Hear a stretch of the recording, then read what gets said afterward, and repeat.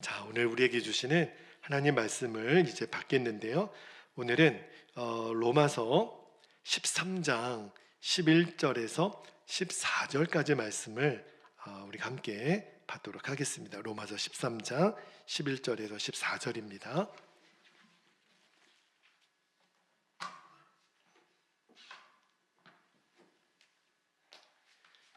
저와 여러분이 한 절씩 말씀을 교독하여 읽겠습니다. 11절입니다.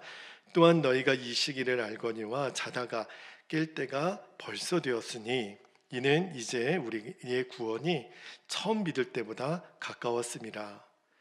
밤이 깊고 낮이 가까웠으니 그러므로 우리가 어둠의 일을 벗고 빛의 갑옷을 입자. 13절 낮에와 같이 단정히 행하고 방탕하거나 술 취하지 말며 음란하거나 호색하지 말며 다투거나 시기하지 말고 오직 주 예수 그리스도로 옷 입고 정욕을 위하여 육신의 일을 도모하지 말라. 아멘. 하나님 말씀입니다. 오늘 이제 로마서 강의가 36번째 말씀을 전하는데 14절의 앞부분에 보면 오직 예수 그리스도로 옷 입고 오늘 설교 제목이 되겠습니다. 이 로마서 13장 11절에서 14절까지 말씀이 좀 더 유명해진 이유가 우리 기독교 역사상 가장 위대한 신학자이고 교부였던 성 어거스틴이 이 말씀 때문에 회심했다 그래서 이 말씀이 더 유명하기도 합니다. 그죠? 바울이 이제 쓴 편지이긴 하지만 여러분 어거스틴에 대한 이야기를 제가 지난번에도 잠깐 드린 적이 있는데 그의 어머니 굉장히 믿음의 어머니, 기도의 어머니가 있었죠. 모니카라고 하는 어머니가 있었음에도 불구하고 이 어거스틴이 참 믿음의 집안에서 자랐는데도 간혹 아이들이 이렇게 그릇된 길로 빠질 경우가 또 있어요. 청소년 시절에 벌써 결혼을 해가지고 결혼도 아니죠. 이성을 사귀어서 사생활을 낳게 있으니까. 그리고 이단인 마니교에 빠져서 정말 방탕하기 그지없고 너무너무 방황했던 그 젊은 시절을 어거스틴이 보냈어요. 그러니까 너무 괴로운 거예요.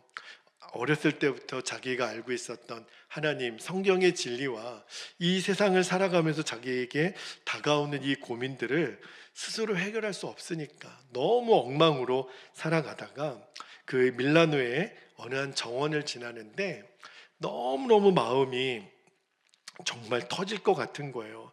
도대체 영원한 진리가 뭘까? 나는 왜 그것을 알지 못할까? 막 그렇게 괴로워하고 있는데 바깥에서 어떤 아이들의 노래소리가 들리는 거예요. 근데 그 아이들의 노래소리가 어떤 소리가 들리냐면 펼쳐서 읽으라, 펼쳐서 읽으라. 그 헬라어로 톨레레게, 톨레레게, 톨레레게 이 말이 계속 들리는 거예요. 누가 어떤 아이들이 밖에서 노래를 하고 있나? 그 정원 앞으로 가보니까 아무도 없는 거예요. 도대체 무슨 소린가? 그런데 그 소리가 무슨 소리가 들렸냐면 펼쳐서 읽으라. 그리고 딱 집에 들어와 보니까 거실에 성경책이 있는 거예요.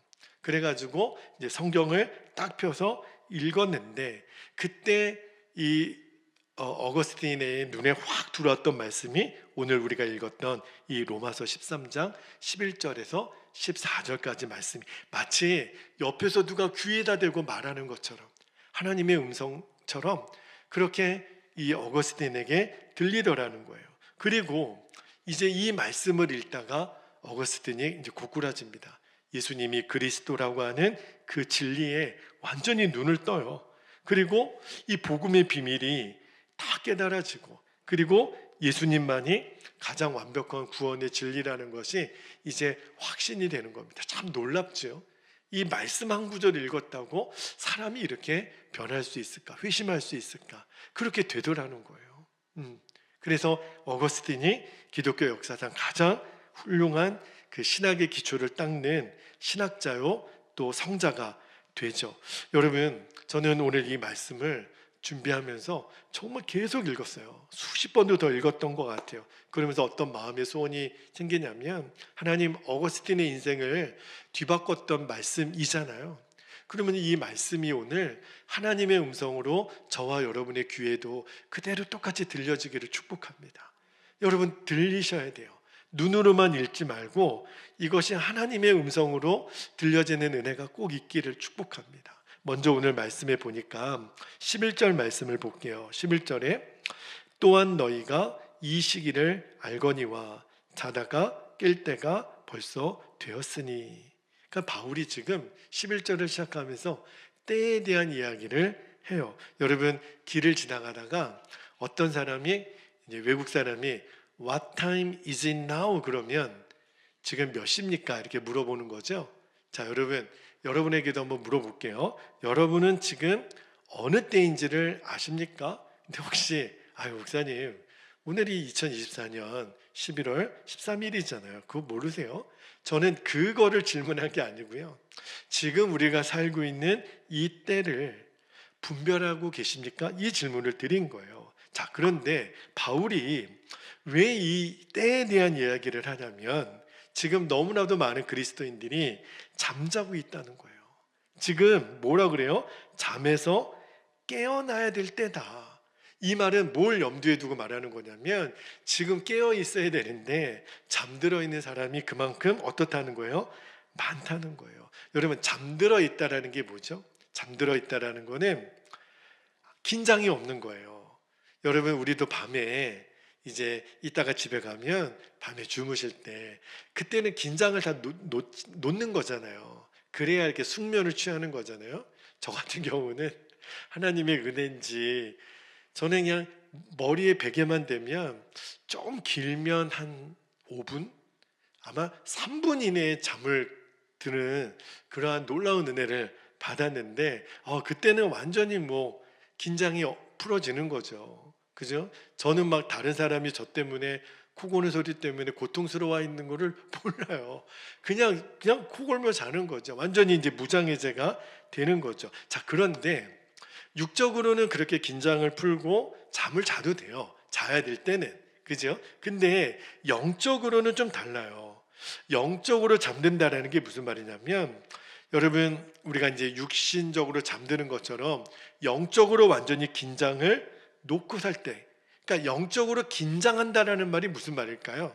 여러분 영적으로 긴장한다라는 것은 지금 이 일이 하나님의 역사인지 악한 영의 역사인지를 분별할 수 있는 예민함을 내가 지금 가지고 있다는 거예요. 그게 지금 내가 영적으로 긴장하고 깨어 있다라는 거거든요. 그런데 우리가 세상 잠에 취해버리고 나면은 영적 긴장감이 없어지는 거예요. 그래서 지금 이것이 하나님께로부터 온 건지 아니면 세상이 주는 건지 마귀가 주는 건지를 몰라요.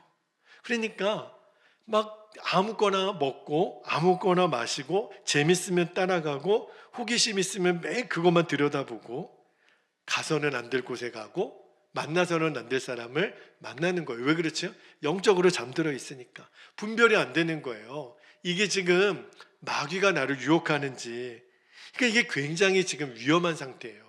영적으로 잠들어 있으면. 그죠? 그런데 반대로 영적으로 우리가 깨어 있으면, 성령으로 충만하면 만약에 마귀에게 잠깐 속을 수는 있어요. 그런데 내가 영적으로 깨어있는 사람은 딱 그 자리에 가보면, 그 사람을 만나보면, 내가 지금 어떤 일을 딱 하다 보면 이거는 지금 주님이 기뻐하시는 자리가 아니고 주님이 기뻐하시는 만남이 아니고 지금 내가 이거를 볼 시간이 아니라는 거를 금방 알게 돼요. 왜 그렇죠? 영적으로 깨어 있으니까.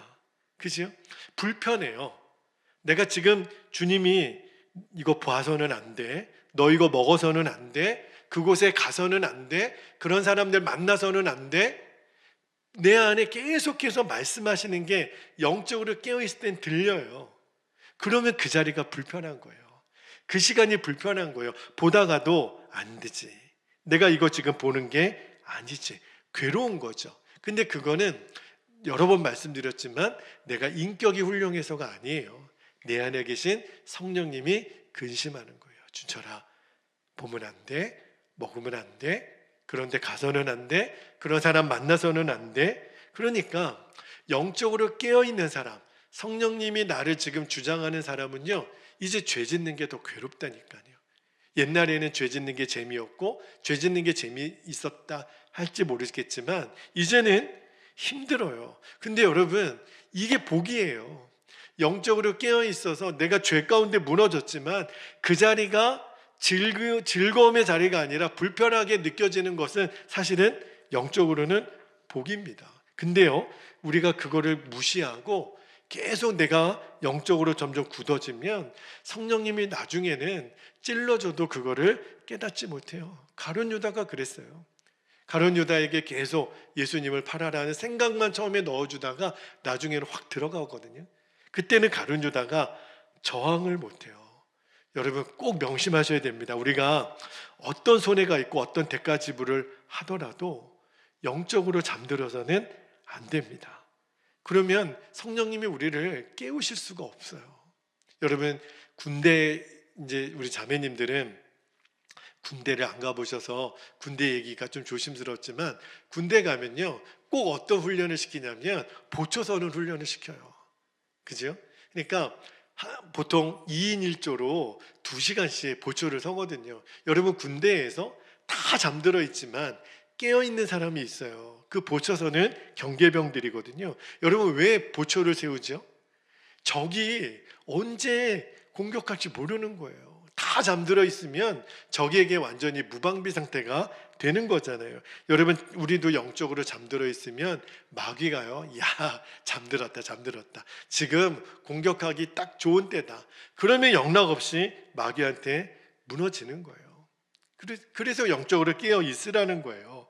우리가 영적으로 잠들어 있으면 마귀가 우리를 사로잡으려고 하니까. 그러니까 여러분 이제 우리가 오늘 말씀을 들으면서 이제 잠에서 깨어나라, 지금 바울이 그 이야기를 하는데 물론 설교 시간에도 졸리면 깨어나시기를 바랍니다. 네.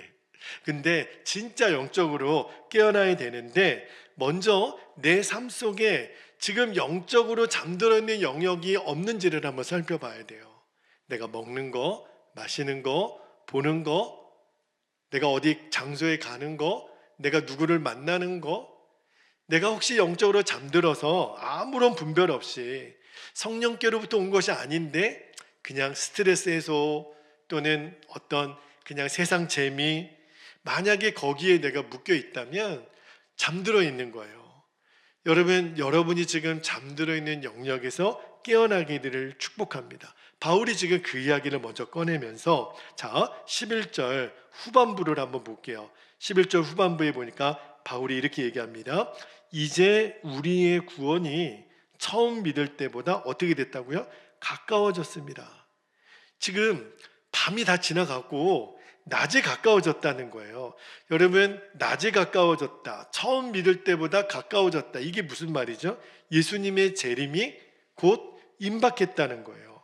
그러니까 우리 주님이 다시 오셔서 구원받을 자를 다 부르실 날이 지금 곧 오니까 잠에서 깨어나라. 자, 그런데 우리가 이 바울이 오늘 전하는 로마서 13장 11절 말씀이 별로 마음에 와닿지 않는 사람들이 되게 많습니다.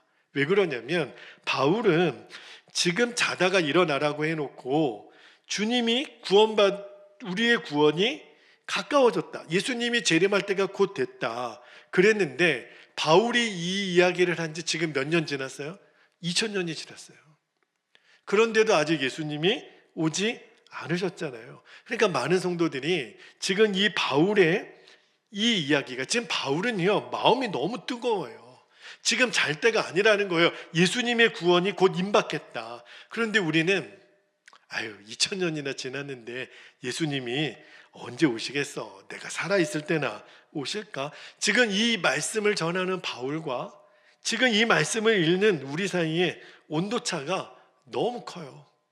물론 여러분 하나님은 어떤 무시무시하게 나타나셔서 나를 믿지 않으면 너희들 다 죽여버릴 거야, 그런 하나님은 아니세요. 그런데 우리가 이 주님의 다시 오심을 준비하고 깨어 있으라, 이거는요 2000년 전이나 지금이나 우리에게 똑같은 숙제입니다.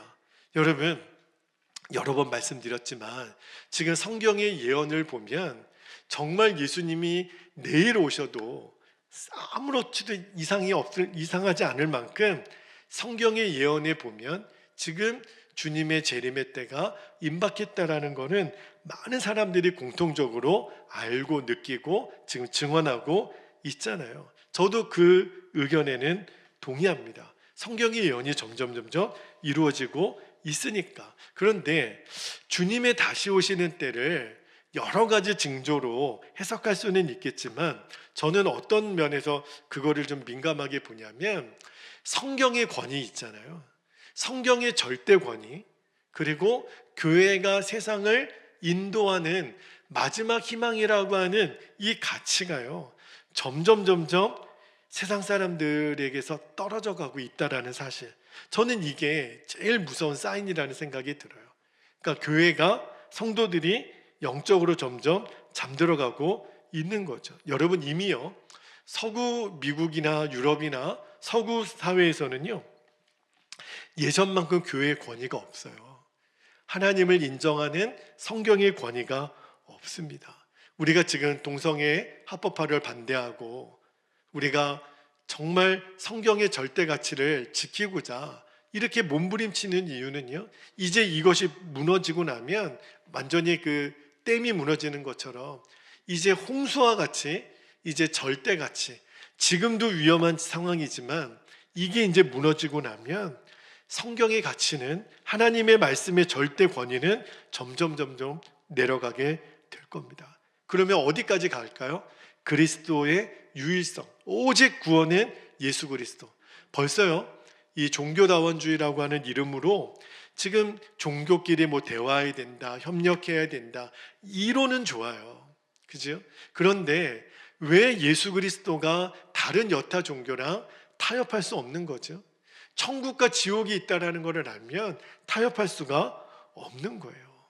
여러분, 오직 예수 그리스도 외에는 구원은 없습니다. 물론 저도요, 다른 종교를 일부러, 옛날에 그런 일이 좀 있었어요. 막 절에다가 일부러 그리스도인지 불지르고, 뭐 장승이라고, 뭐 이렇게 우리가 옛날 시골에 들어가면 막 이렇게 나무 도끼로 찍고 불태우고, 저는 그거는 반대예요.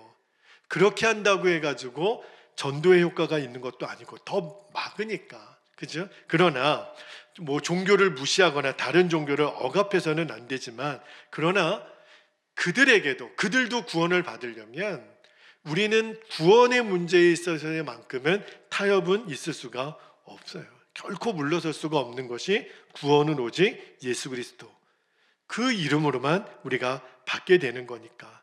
만약에 점점 세계는요, 저는 뭐 666이다, 뭐 적그리스도의 출현이다, 이런 이야기들을 이렇게 많이 하지만, 결국은요, 세상의 흐름은요, 종교들이 굉장히 서로 연합하게 될 겁니다. 그리고 그때는 오히려 기독교는 이제 이 절대 다수의 반대편에 서 있을 거예요. 그때는 오히려 기독교가 핍박을 받게 되겠죠. 왜? 우리는 타협할 수 없는 진리가 있으니까. 오직 예수 그리스도 외에는 구원이 없으니까. 그로 인해서 마지막 때에는 무서운 핍박이 있을 거라 성경은 그렇게 예언하는 거거든요.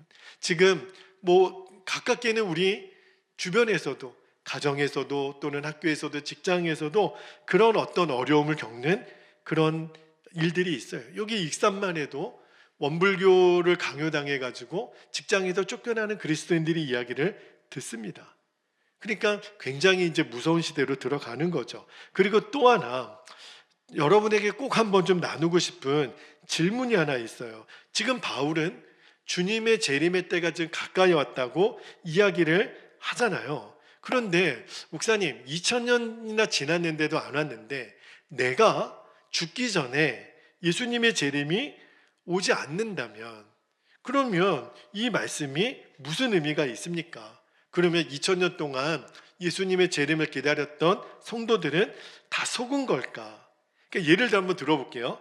주님이 오셨는데, 여러분, 내가 죽은 다음날 예수님이 정말 재림이 오셨다, 그거를 내가 이제 천국 가서 확인했다면, 여러분 천국 가서 억울하실 것 같으세요? 아니, 성경은 곧 오신다고 해서 내가 잠도 안 자고 깨어있고 주님의 재림을 기다렸는데, 내가 죽고 난 다음날 예수님이 정말 이 땅에 재림이 오셨는데 그게 억울할까? 아니죠. 절대 그럴 리가 없어요. 여러분, 오늘 말씀, 이 바울의 말씀을 잘 들어야 됩니다.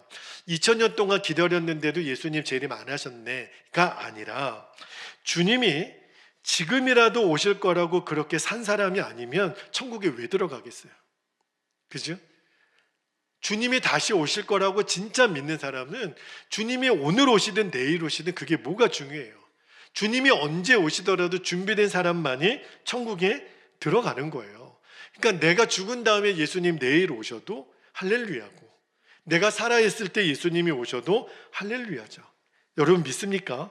여러분, 주님이 내가 죽을 때까지 재림이 오지 않으면 그러면 아무렇게나 막 살아도 되는 겁니까? 어차피 주님 오실 것도 아닌데. 그럴 수는 없는 거예요. 우리가 예수 믿는다라는 게 무슨 말이에요? 주님이 지금 재림에 오셔도 나는 지금 얼마든지 주님을 맞을 준비가 돼 있는 삶을 사는 것, 그게 예수님 믿는 거예요. 도대체 언제까지 미루시려고 그래요? 전도하다 보면 나중에 갈게요. 그 나중은 도대체 언제일까요? 정말 그 나중은 언제일까요? 그리고 그 나중에 믿을 거면 왜 지금은 믿지를 못한다고 하는 걸까요? 지금 속고 있는 것, 진짜 속고 있는 거는 바로 그 생각이죠.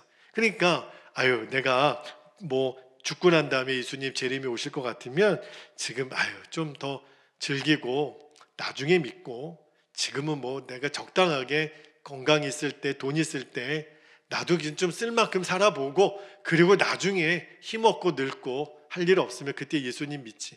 여러분, 진짜 착각이에요. 이 정말 바보 같은 생각이에요. 어떤 생각을 갖고 있느냐면 그래도 나는 구원받았다고 생각하는 거예요. 과연 정말 그럴까? 그러면 예수님이 왜 이런 말씀을 하셨겠어요? 자, 마태복음 7장 21절을 한번 볼까요?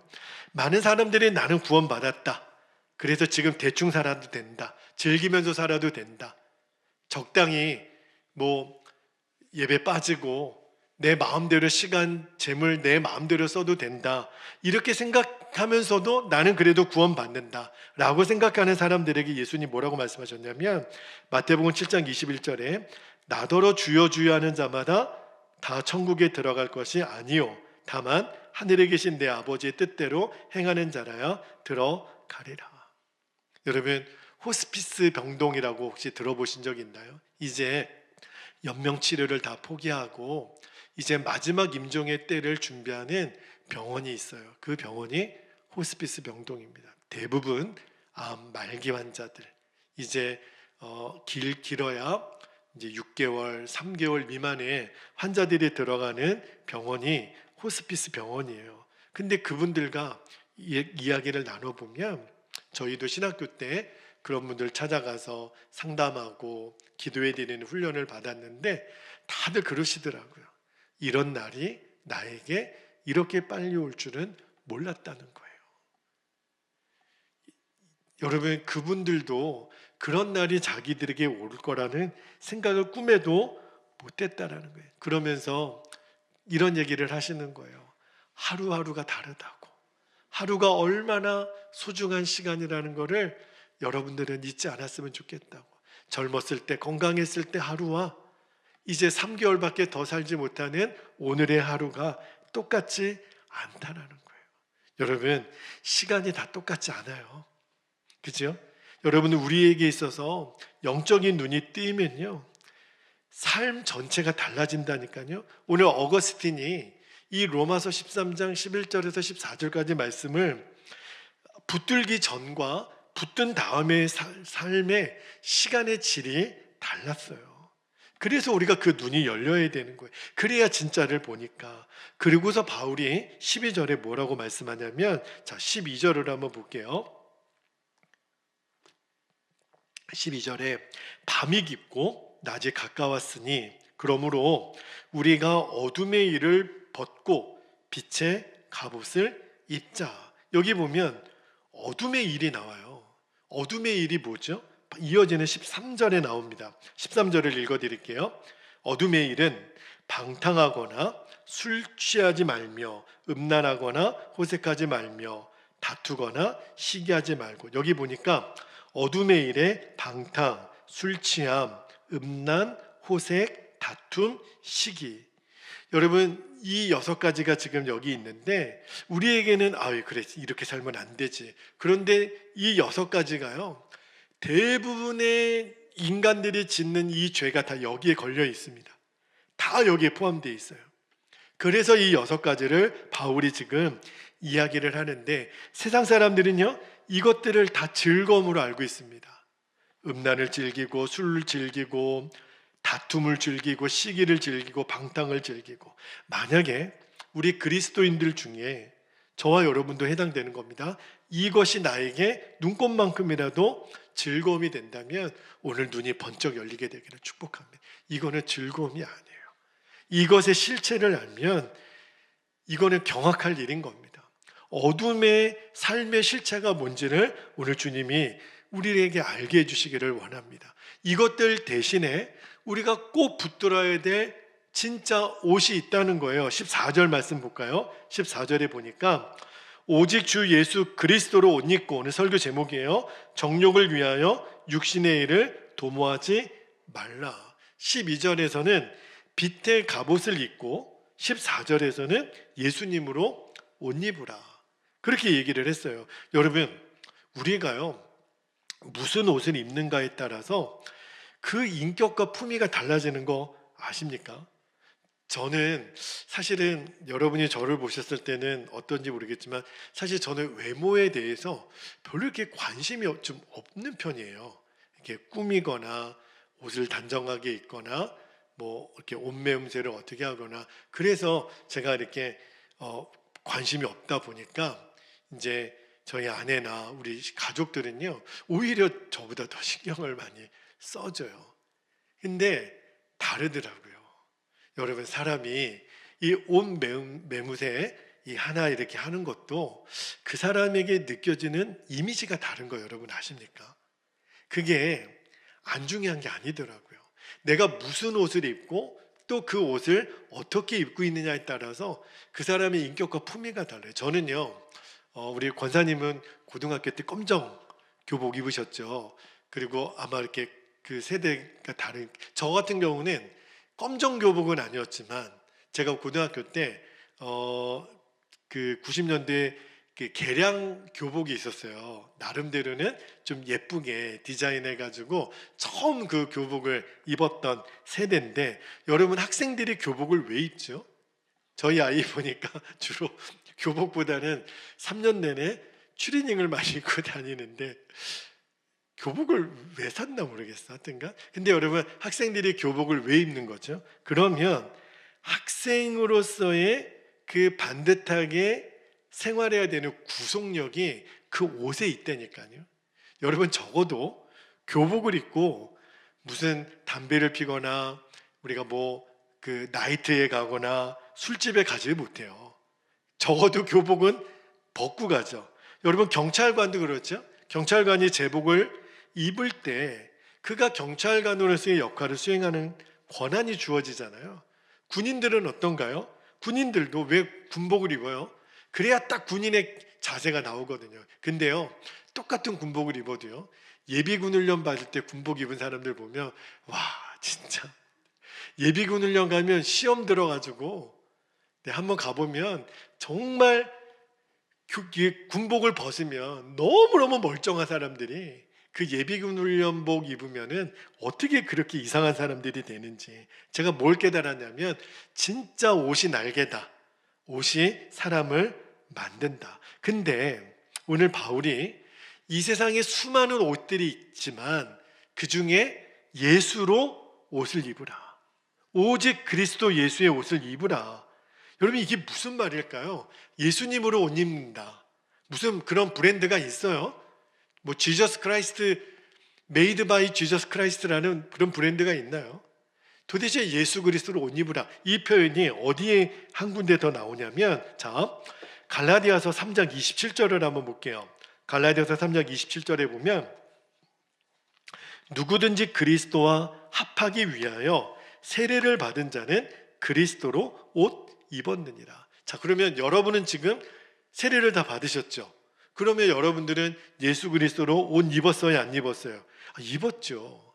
세례를 받은 사람이라면 지금 나는 예수님으로 옷 입었다는 거예요. 이게 무슨 말이냐면 나는 이제 완전히 바뀐 사람이 됐다라는 거예요. 자, 성경에 보면 저희가 이제 가정 예배 때 요즘 요한계시록 말씀을 읽고 있는데, 자, 요한계시록 7장에 가보면 거기 보면 흰옷 입은 사람들의 이야기가 나와요. 자, 천국에서 하나님을 예배하는 사람들은 브랜드가 딱 하나입니다. 옷이 흰색밖에 없어요. 자, 요한계시록 7장 9절 말씀을 한번 볼게요. 9절 10절 말씀을 읽어드립니다. 이 일 후에 내가 보니 각 나라와 족속과 백성과 방언에서 아무도 능히 셀 수 없는 큰 무리가 나와 무슨 옷을 입고요? 흰 옷을 입고. 그래서 신천지 같은 이단에서 이 흉내를 내는 거예요. 자기들이 천국 백성인 것처럼 묘사하기 위해서. 자, 근데 의미가 완전 다른 거예요. 흰 옷을 입고 손에 종려가지를 들고 보좌 앞과 어린 양 앞에 서서 10절에 큰 소리로 외쳐 이르되 구원하심이 보좌에 앉으신 우리 하나님과 어린 양에게 있도다. 이 요한계시록 7장이요, 천상에서의 예배를 그리고 있는데, 그 이후에 보면 흰옷을 입은 그 하나님의 백성들이 하나님을 예배하는 장면이 나오는데, 그 흰옷의 의미를 이렇게 설명을 해요. 자, 이어지는 요한계시록 7장 13절 14절을 한번 볼게요. 13절에 보니까 장로 중 하나가 응답하여 나에게 이르되 이 흰옷 입은 자들이 누구며 또 어디서 왔느냐 이렇게 물어요. 14절에 말합니다. 내가 말하기를 내 주여 당신이 아시나이다 하니 그가 나에게 이르되 이는 큰 환난에서 나오는 자들인데, 잘 보세요. 어린 양의 피에 그 옷을 씻어 희게 하였느니라. 이 흰옷 입은 사람들이 도대체 누굽니까? 여기 보니까 어린 양의 피에 그 옷을 씻어 희게 한 사람. 무슨 말이죠? 예수님의 보혈로 생명이 바뀐 사람. 이제 십자가에서 예수님과 나는 십자가에서 함께 죽었고 예수님의 생명이 내 생명이 된 사람, 그 사람이 예수님으로 옷 입은 사람이라는 거예요. 그러니까 옷이라고 표현했지만 더 정확한 표현은 생명입니다. 우리는 예수님의 생명을 지금 입고 있는 거예요. 그게 바로 예수님으로 옷 입었다는 뜻이에요. 예수님으로 인하여 생명이 바뀐 사람. 여러분, 이 사실을 정확하게 우리가 알아야 이제 우리가 영안이 열리는 거예요. 예수님으로 옷 입은 사람, 예수님의 생명이 내 생명이 된 사람이어야만 이제는 이 일이, 지금 이 시간이, 지금 이 자리가 하나님의 허락하신 자리인지 마귀로 인하여 지금 내게 온 것인지를 분별이 돼요. 여러분, 우리는 예수님을 영접하는 순간 우리의 모든 옛 자아는 십자가에서 죽고 예수님의 생명이 저와 여러분의 생명이 됐잖아요. 할렐루야. 이 말씀은 이제 여러분이 아주 귀에 이미 박히셨을 거예요. 그런데 이 말씀을 귀로만이 아니라 여러분이 붙드는 순간부터 실제가 되는 거예요. 이제 나는 빛의 사람으로 살기 시작하는 겁니다. 빛의 갑옷을 입었으니까. 빛의 갑옷과 예수님이 똑같은 거죠. 우리가 왜 이 십자가 복음을 정확하게 붙들어야 되냐면, 그래야 우리가 이 세상 사람들처럼 살지 않는 거예요. 세상 사람들은 다 이게 옳다고, 이게 재밌다고, 이게 힘이 있다고 다 그리로 가지만, 넓은 길로 가지만 우리는 그렇게 갈 수가 없는 거예요. 왜? 이제는 보이니까. 거기는 예수님의 생명으로 사는 그룹이 아닌 거예요. 내가 갈 자리가 아닌 거예요. 내가 서 있을 자리가 아닌 거예요. 내가 지금 이거를 먹어서는 안 되는 거고, 이것을 보아서는 안 되는 거고, 이 자리에 가면 안 되는 거고, 이런 사람들 만나면 안 되는 거예요. 그게 분별이 되는 거예요. 예수님과 함께 나는 죽었습니다. 예수님이 내 생명입니다. 이거를 왜 여러분에게 계속 고백하시라, 그거를 노래하시라. 왜 그럴까요? 그것이 실제가 된 사람만 주님이 기뻐하지 않는 자리에 가지 않게 됩니다. 옛날에는 그 자리가 즐거움의 자리였죠. 그러나 이제는 싫어요. 예수님이 내 생명이 된 사람은요, 죄 짓는 게 진짜 싫어요. 그리고 내 안에 예수님이 주시는 평안과 기쁨이 오는 거예요. 우리가 수험생들을 위해서 기도했지만 제가 정말 염려가 되는 거는 오늘과 내일이 아니에요. 사실은 시험 본 다음 날입니다. 이제 아이들이 둘로 나눠질 거예요. 시험을 잘 본 아이들도 있고 시험을 못 본 아이들도 있겠죠. 잘 본 아이들은 잘 본 아이대로, 못 본 아이들은 못 본 아이들대로 마음이 공허해질 거예요. 아이들의 마음이 예수님으로 붙들려 있지 않으면 아이들은 그 공허한 마음을 채우려고 엉뚱한 곳을 찾아갈까 봐 저는 그게 걱정인 거예요.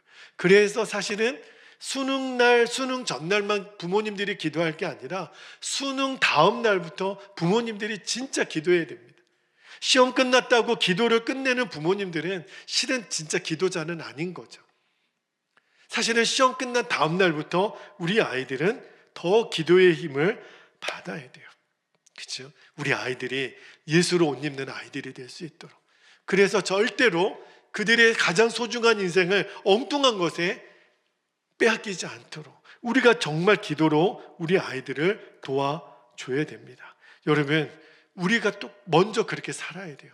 어른인 우리가, 부모인 우리가 오늘 말씀에처럼 정말 예수 그리스도로 옷 입고 밤에 있는 사람들처럼 살면 안 되는 거예요.